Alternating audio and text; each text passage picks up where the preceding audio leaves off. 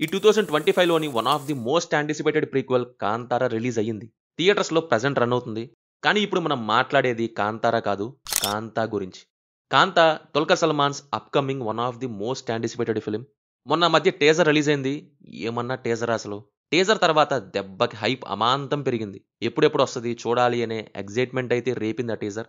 దుల్కర్ గారి script selection super అనొచ్చు. Last time 'lucky Bhaskar', ఇప్పుడు ఇది ఇంకో unique backdrop.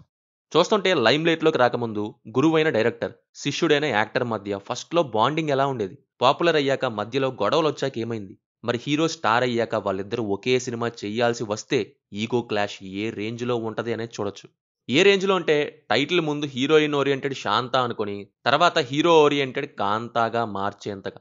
1950స్ time film making and ఆ యాక్టర్, డైరెక్టర్ మధ్య సాగే కాన్ఫ్లిక్ట్స్ అండ్ కాంప్లెక్స్ రిలేషన్‌షిప్ ఉంటదేమో అనిపిస్తుంది.